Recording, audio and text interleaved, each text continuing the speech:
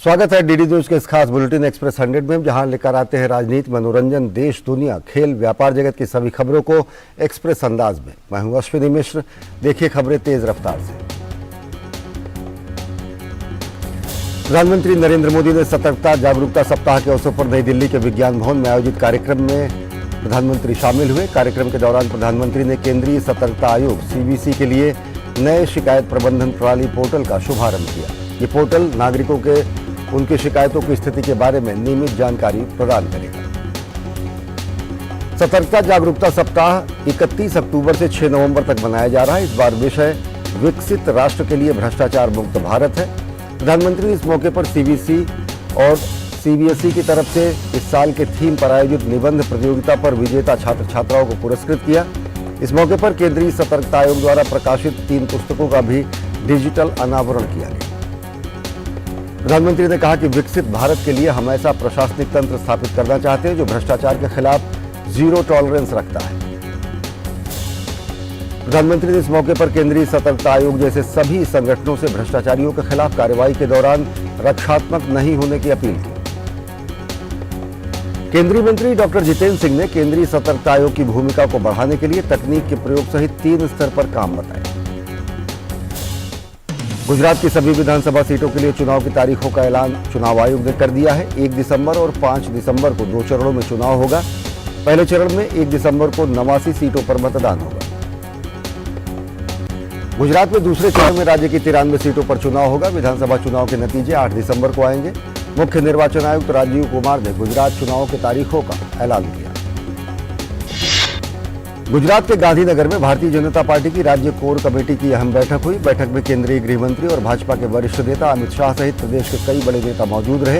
ये बैठक अगले 3 दिनों तक चलेगी, जिसमें 42 विधानसभा सीटों पर मंथन होगा। भारतीय जनता पार्टी के राष्ट्रीय अध्यक्ष जेपी नड्डा ने सलूनी में एक जनसभा को संबोधित किया। उन्होंने भारत की उपलब्धियों को जनता के सामने गिनाया। भारत ने ब्रिटेन को पछाड़कर दुनिया की 5वीं सबसे बड़ी अर्थव्यवस्था बनने का गौरव हासिल किया है। हिमाचल प्रदेश में आगामी चुनाव को लेकर रक्षा मंत्री और भाजपा के वरिष्ठ नेता राजनाथ सिंह ने आज सोलन जिले में अर्की में एक जनसभा को संबोधित किया। राजनाथ सिंह ने अपने संबोधन में कहा कि इस सच्चाई को कोई नहीं नकार सकता कि प्रधानमंत्री नरेंद्र मोदी के प्रधानमंत्री पद संभालने के बाद से भारत की अंतर्राष्ट्रीय जगत में प्रतिष्ठा बढ़ी है। प्रधानमंत्री नरेंद्र मोदी ने वीडियो कॉन्फ्रेंसिंग के जरिए आज महाराष्ट्र के रोजगार मेले को संबोधित किया। प्रधानमंत्री नरेंद्र मोदी ने अपने संबोधन के दौरान कहा, धनतेरस पर केंद्र सरकार 10 लाख रोजगार देने का अभियान शुरू किया था। इसी समय मैंने कहा था कि आने वाले दिनों में कई राज्य सरकारें रोजगार मेला आयोजित करेंगी। प्रधानमंत्री नरेंद्र मोदी ने कहा कि महाराष्ट्र में आज कई युवाओं को नियुक्ति पत्र दिए जा रहे हैं। प्रधानमंत्री नरेंद्र मोदी ने आगे कहा कि सरकार स्टार्टअप्स, एमएसएमई को हर संभव आर्थिक मदद दे रही है। दलितों, आदिवासियों, अल्पसंख्यकों और महिलाओं को समान रोजगार के अवसर मिल रहे हैं। भारतीय सेना ने दिल्ली छावनी में 16 electric car charging station launch किए हैं। ये सेना के कर्मियों द्वारा पर्यावरण के अनुकूल इलेक्ट्रिक वाहनों के उपयोग को प्रोत्साहित करेगा। केंद्रीय गृह मंत्रालय ने दिल्ली के मुख्य सचिव से तिहाड़ जेल में बंद आम आदमी पार्टी के नेता और दिल्ली सरकार के मंत्री सत्येंद्र जैन पर जेल अधिकारियों की मिलीभगत से जेल में विशेष सुविधाएं हासिल करने पर रिपोर्ट मांगी है। गुजरात के जूनागढ़ के गिरी फॉरेस्ट में एक ऐसा पोलिंग बूथ है जहां पर सिर्फ एक ही वोटर है। हर बार चुनाव के दौरान बनने वाले इस बूथ में वोट करने के लिए अकेले वोटर भारत दास बापू होते हैं। राष्ट्रपति द्रौपदी मुर्मू ने नागालैंड के दौरे पर आज कोहिमा युद्ध स्मारक पहुंचकर श्रद्धांजलि अर्पित की। राष्ट्रपति द्रौपदी मुर्मू मिजोरम की 2 दिवसीय यात्रा पर हैं। राष्ट्रपति ने मिजोरम की राजधानी आइजोल में भारतीय जनसंचार संस्थान के स्थायी परिसर सहित शिक्षा से संबंधित विभिन्न परियोजनाओं का उद्घाटन किया। राष्ट्रपति ने मिजोरम विश्वविद्यालय के दीक्षांत समारोह को संबोधित करते हुए कहा कि विश्वविद्यालयों के बीच एक समझौता ज्ञापन पर हस्ताक्षर हुआ है। मणिपुर में विश्वविद्यालयों के बीच हुए इस समझौता ज्ञापन से प्रदेश के अन्य क्षेत्रों में शिक्षा को बढ़ावा मिलेगा। 6 राज्यों की 7 विधानसभा सीटों पर उपचुनाव के लिए मतदान आज संपन्न हुआ। महाराष्ट्र में अंधेरी पूर्व विधानसभा सीट, बिहार में मोकामा और गोपालगंज विधानसभा सीट, हरियाणा में आदमपुर, तेलंगाना में मनुगोट, उत्तर प्रदेश में गोला गोकरणनाथ और ओडिशा में धामनगर विधानसभा सीट पर मतदान हुआ। इन सीटों के लिए मतगणना रविवार को होगी। डीआरडीओ प्रमुख डॉक्टर समीर कामत ने इंटरसेप्टर AD-1 मिसाइल के परीक्षण पर कहा कि कल हमने जो परीक्षण किया उसमें 5000 किलोमीटर तक की दूरी पर मिसाइल को नष्ट करने में मदद मिली। तमिलनाडु के पुडुचेरी शहर में भारी बारिश के कारण सड़कों पर भारी जलभराव देखा गया। जलभराव के कारण लोगों को काफी दिक्कतों का सामना करना पड़ा। उत्तर प्रदेश में कानपुर और अर्सला अस्पताल के अधीक्षक डॉक्टर शैलेंद्र तिवारी ने कहा कि जुलाई से डेंगू मलेरिया मरीजों की संख्या में वृद्धि हो रही है, लेकिन किसी की मृत्यु नहीं हुई है। प्रशासन ने पूरे इंतजाम किए हैं। कोलकाता में डेंगू के बढ़ते मामलों को लेकर भाजपा युवा मोर्चा ने कोलकाता नगर निगम के खिलाफ विरोध प्रदर्शन किया। भाजपा ने कहा कि डेंगू से लोगों की मृत्यु हो रही है और सरकारी दफ्तरों में दुर्गा पूजा की छुट्टियां हो गई हैं। काम करने का माहौल ममता बनर्जी ने खत्म कर दिया है। बंगाल के लोग इसका खामियाजा भुगत रहे हैं। उत्तराखंड के मुख्यमंत्री पुष्कर सिंह धामी ने मोरबी घटना के बाद अपने राज्य में ऐसी घटना न हो, सभी पुराने पुलों का ऑडिट कराने और जिन पुलों का पुनर्निर्माण किया गया है उनका समय से पुनर्निर्माण किए जाने की बात कही है। उत्तर प्रदेश के मुख्यमंत्री योगी आदित्यनाथ ने लखनऊ में श्री राम चरण पादुका पूजन कार्यक्रम में शामिल हुए और उन्होंने पादुका की पूजा अर्चना की।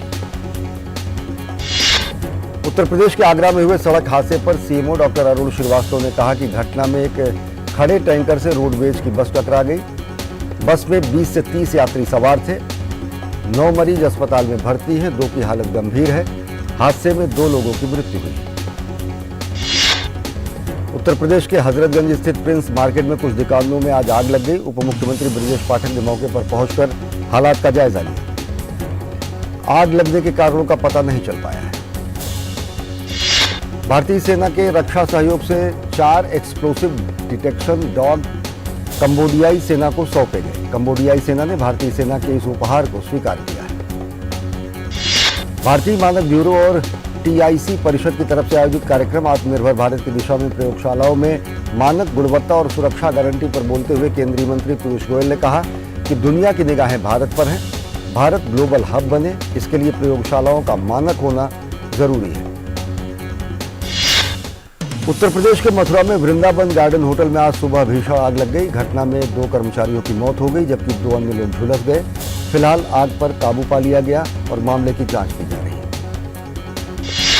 उत्तराखंड के मुख्यमंत्री पुष्कर सिंह धामी ने देहरादून में आयोजित राज्य स्तरीय प्राकृतिक खेती कार्यशाला में भाग लिया। उन्होंने कहा कि आज प्रधानमंत्री नरेंद्र मोदी के नेतृत्व में प्राकृतिक कृषि को बढ़ावा मिल रहा है। पंजाब में बड़े स्तर पर पराली जलाने की घटनाओं और सर्दियों की शुरुआत के साथ ही राजधानी दिल्ली और दिल्ली के आसपास के क्षेत्र में वायु गुणवत्ता गंभीर स्थिति में पहुंच गई है। दिल्ली में आज वायु गुणवत्ता सूचकांक 346 दर्ज किया गया। दिल्ली में प्रदूषण की स्थिति की समस्या का मुख्य कारण पंजाब के खेतों में जल रही पराली को बताया गया है। पंजाब में एक ही दिन में पराली जलाने के मामलों में बढ़ोतरी देखी गई है। Commission for air quality management in national capital region and adjoining area द्वारा जारी नोटिफिकेशन के मुताबिक पंजाब में इस सीजन में अब तक पराली जलाने की 21,000 से अधिक मामले सामने आए हैं। भाजपा प्रवक्ता शाहजाद पूनावाला ने कहा कि वायु प्रदूषण के कारण दिल्ली एक गैस चैम्बर बन चुका है और दिल्ली की सरकार प्रदूषण को रोकने में बुरी तरह असफल हुई। झारखंड के मुख्यमंत्री हेमंत सोरेन के प्रति एकजुटता व्यक्त करने के लिए जेएमएम कार्यकर्ताओं ने रांची में मार्च निकाला। प्रवर्तन निदेशालय ने आज झारखंड के मुख्यमंत्री हेमंत सोरेन को अवैध खनन मामले में पूछताछ के लिए रांची स्थित कार्यालय में पेश होने के लिए तलब किया था। दिल्ली भाजपा अध्यक्ष आदेश गुप्ता ने आज भाजपा प्रतिनिधिमंडल के साथ केंद्रीय मंत्री हरदीप सिंह पुरी से मुलाकात की और गरीबी हितैषी योजना के लिए धन्यवाद दिया। पीएम श्री स्कूलों के चयन के लिए पोर्टल की आज से शुरुआत हो गई है। शिक्षा मंत्री धर्मेंद्र प्रधान ने इस पोर्टल को आज लॉन्च किया। सिखों के प्रथम गुरु गुरु नानक देव जी का 554वां प्रकाश वर्ष उत्सव समारोह अंतर्राष्ट्रीय पर्यटन स्थल राजगीर में पूरे धूमधाम के साथ शुरू हो गया। देश के अलावा इंग्लैंड, ऑस्ट्रेलिया, कनाडा सहित 7 देशों के 600 श्रद्धालु राजगीर में प्रकाश वर्ष में भाग लेने के लिए पहुंच चुके हैं। माईगॉव और केंद्रीय सूचना प्रसारण मंत्रालय के ने युवाओं को आज़ादी का अमृत महोत्सव वर्ष के दौरान आज़ादी quest heroes of Bharat mobile game से जुड़ने की अनोखी पहल में पूछे गए प्रश्नों का सही उत्तर और जवाब देने के लिए हर हफ्ते 5 भाग्यशाली विजेताओं में एक होने का मौका जीते। राष्ट्रीय जांच एजेंसी ने कर्नाटक के भाजपा नेता प्रवीण नेटारू की हत्या के मामले में वांछित पीएफआई के 4 नेताओं की तस्वीरें जारी की हैं। इसके साथ ही इन पर सुराग देने वालों को 2 से 5 लाख रुपए इनाम की भी घोषणा की गई है। नेटारू भाजपा युवा मोर्चा के सदस्य थे। दक्षिण कर्नाटक जिले के बेल्लारी में 26 जुलाई को उनकी गोली मारकर हत्या कर दी गई। सुप्रीम कोर्ट ने साल 2000 के लाल किला हमले मामले में दी गई मौत की सजा को बरकरार रखते हुए शीर्ष अदालत के पहले के आदेश को चुनौती देने वाली लश्कर-ए-तैयबा आतंकी और पाकिस्तानी नागरिक मोहम्मद आरिफ उर्फ अशफाक की पुनर्विचार याचिका खारिज कर दी है। भगोड़े कारोबारी विजय माल्या के वकील ने सुप्रीम कोर्ट में उनका केस लड़ने से इनकार कर दिया है। उनके वकील की ओर से कहा गया है कि विजय माल्या का कोई अता पता नहीं है और उनसे बात नहीं हो पा रही है। ऐसे में वे उनका केस नहीं लड़ सकते हैं। सुप्रीम कोर्ट ने बॉम्बे उच्च न्यायालय का नाम बदलकर महाराष्ट्र उच्च न्यायालय करने का निर्देश देने की मांग वाली याचिका को खारिज कर दिया है। केंद्र सरकार ने गुरुवार को दिल्ली हाई कोर्ट को बताया कि सुब्रमण्यम स्वामी के दिल्ली स्थित निजी आवास पर उनकी सुरक्षा के उचित इंतजाम किए गए हैं।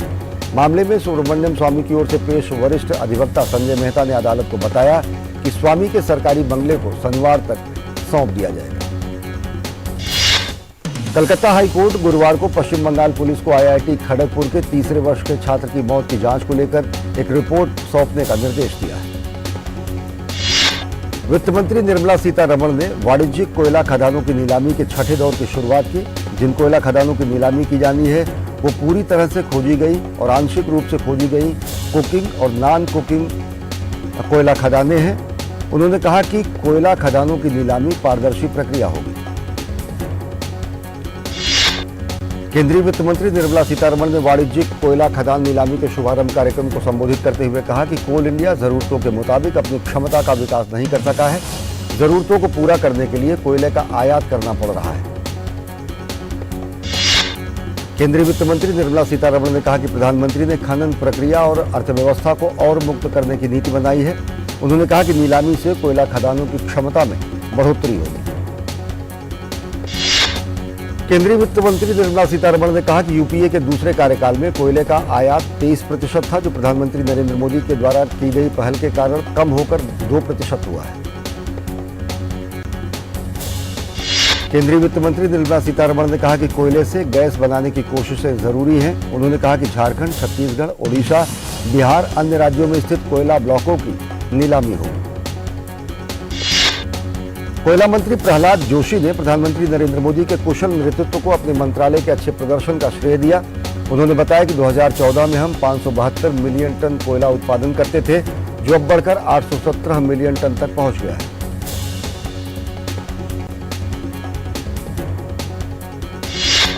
वैश्विक बाजार में नकारात्मक रुख के बीच स्थानीय शेयर बाजार में बृहस्पतिवार को लगातार दूसरे दिन गिरावट रही। वैश्विक बाजार में गिरावट का प्रभाव घरेलू बाजार पर भी पड़ा। बीएसई सेंसेक्स 69.68 अंक गिरावट के साथ 60,836.41 पर बंद हुआ। इसी तरह नेशनल स्टॉक एक्सचेंज निफ्टी भी 30.15 अंक के गिरावट के साथ 18,052.70 पर बंद हुआ। सेंसेक्स के शेयरों में टेक महिंद्रा, पावर ग्रिड, एनटीपीसी, इन्फोसिस, विप्रो, एचडीएफसी, टाटा कंसल्टेंसी सर्विसेज और महिंद्रा एंड महिंद्रा प्रमुख रूप से गिरावट में दर्ज किए गए। स्टेट बैंक, टाइटन, भारतीय एयरटेल, हिंदुस्तान यूनिलीवर के शेयरों में लाभ दर्ज हुआ। अंतर्राष्ट्रीय तेल मानक ब्रेंट क्रूड 0.99% बढ़कर $95.21 प्रति बैरल पर पहुंच गया। इस दौरान WTI क्रूड में 1.14% गिरावट के साथ $88.88 प्रति बैरल पर पहुंच गया। घरेलू सर्राफा बाजार में सोने की कीमत में हल्की गिरावट देखने को मिली। 24 कैरेट के 10 ग्राम सोने की कीमत 50,222 रुपए है। इसके साथ ही चांदी की कीमत 57,798 रुपए प्रति किलोग्राम है। रुपया गुरुवार को डॉलर के मुकाबले 10 पैसे की गिरावट के साथ 82.90 के स्तर पर बंद हुआ। रुपए में यह गिरावट यूएस फेडरल रिजर्व की ओर से कठोर रुख अपनाते हुए ब्याज दरों में 75 बेसिस पॉइंट की बढ़ोतरी के बाद दर्ज की गई। पाकिस्तान के गुजरावाला के अल्लाहू चौक पर पूर्व प्रधानमंत्री इमरान खान पर जानलेवा हमला हुआ। बताया जा रहा है कि उनके दोनों पैरों में गोलियां लगी हैं। गोलीबारी में इमरान खान के अलावा फैसल जावेद, अहमद छट्टा और चौधरी यूसुफ जख्मी हुए।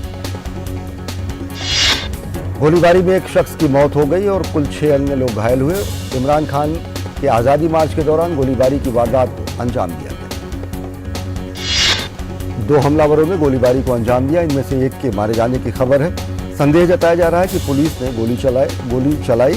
हालांकि हमलावर को गिरफ्तार भी कर लिया गया।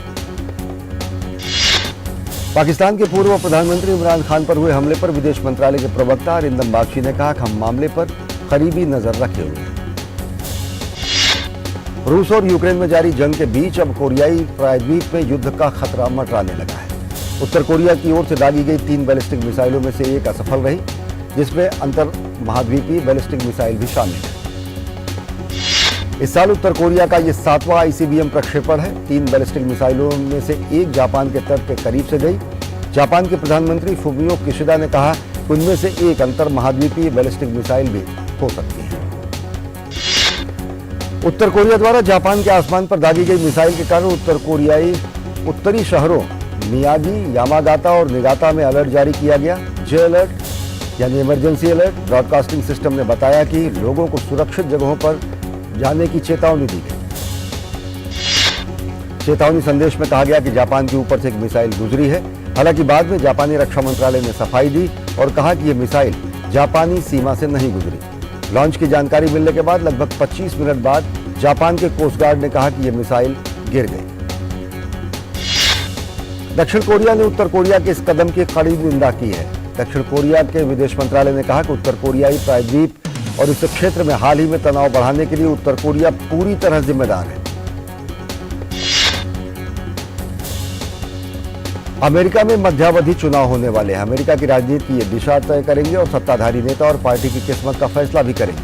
अमेरिका के राष्ट्रपति जो बाइडेन ने मध्यावधि चुनाव में जाने से ठीक 1 सप्ताह पहले राजनीतिक हिंसा और लोकतंत्र को मुद्दा बनाया। अमेरिका में राष्ट्रपति के कार्यकाल के मध्य में मध्यावधि चुनाव कराया जाता है। 435 प्रतिनिधि सभा, 35 सीनेट, 36 गवर्नर, मेयर समेत दूसरे स्थानीय अधिकारियों का चुनाव होता है। प्रतिनिधि सभा का कार्यकाल 2 साल का होता है, जबकि सीनेट का कार्यकाल 6 साल का होता है। राष्ट्रपति जो बाइडेन की मौजूदा अप्रूवल रेटिंग 42.4% है, जबकि 53.7% लोग उन्हें नापसंद करते हैं। हाल के इतिहास में किसी भी राष्ट्रपति के प्रशासन में लगभग 2 वर्षों बाद ऐसी स्थिति बनी है। अनाज निर्यात संधि में वापस लौटने की घोषणा के बाद गुरुवार को रूस के प्रतिनिधियों ने संयुक्त समन्वय केंद्र में काम करना शुरू किया। संयुक्त राष्ट्र सचिवालय ने बताया कि रूसी प्रतिनिधिमंडल ने जहाजों की जांच की है, जिसके बाद जहाजों की कतार कम हुई है। वर्तमान में 120 से अधिक जहाज प्रस्थान की प्रतीक्षा कर रहे हैं। रूस ने अपने काला सागर बेड़े पर ड्रोन हमले के बाद शनिवार को संयुक्त राष्ट्र की मध्यस्थता वाले समझौते से अस्थायी रूप से खुद को अलग कर लिया था। गुरुवार को अनाज से लदे 7 जहाज रवाना हुए। जहाज 2,90,000 टन उत्पादन लेकर वहां से रवाना हुए। रूस के विदेश मंत्री सर्गेई लावरोव ने संयुक्त राष्ट्र से खाद्य और उर्वरक निर्यात को आसान बनाने में मदद करने का आग्रह किया। अनाज निर्यात समझौता 19 नवंबर तक को समाप्त हो रहा है। रूस यूएन पर बार बार दबाव बना रहा है कि प्रतिबंध के बावजूद उसके खाद्य और उर्वरक के निर्यात को आसान बनाया जाए। क्रेमलिन ने कहा कि रूस काला सागर अनाज समझौते में बने रहने पर प्रतिबद्ध नहीं है। उन्होंने कहा कि रूस को अभी यह आकलन करने की आवश्यकता है कि समझौता अपने बुनियादी उद्देश्य को पूरा कर रहा है या नहीं।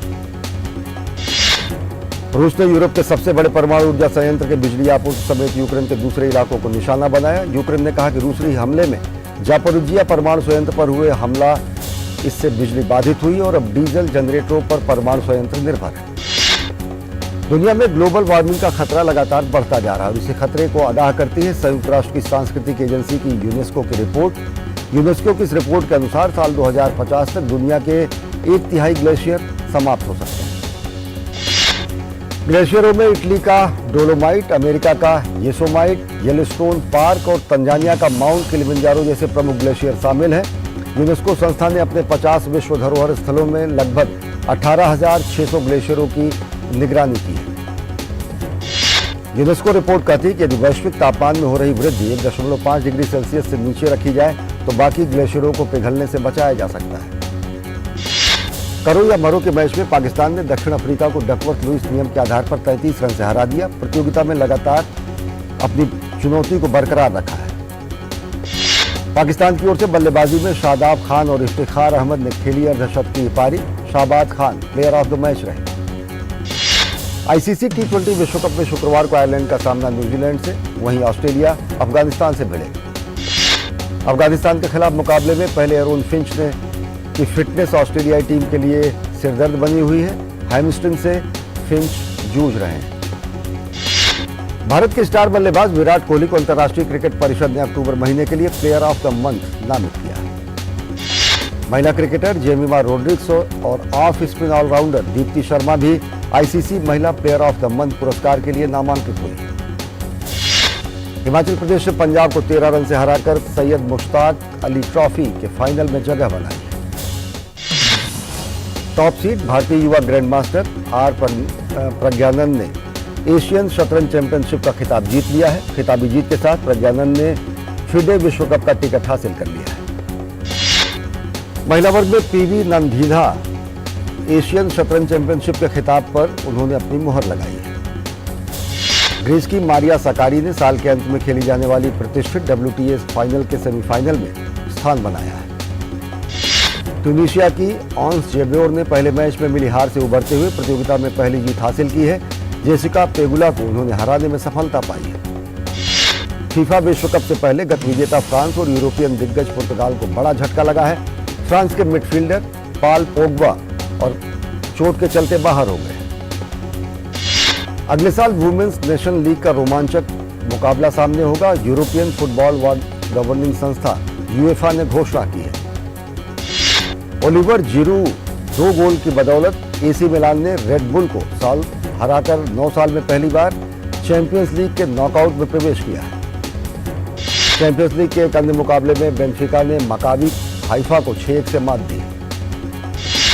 Kannada film Kantara box office पर मजबूती से आगे बढ़ रही है। कांतारा ने 31 दिन में 289.21 करोड़ रुपए का जबरदस्त कलेक्शन किया है। बॉक्स ऑफिस पर अक्षय कुमार और अजय देवगन की फिल्म के बीच जबरदस्त टक्कर चल रही है।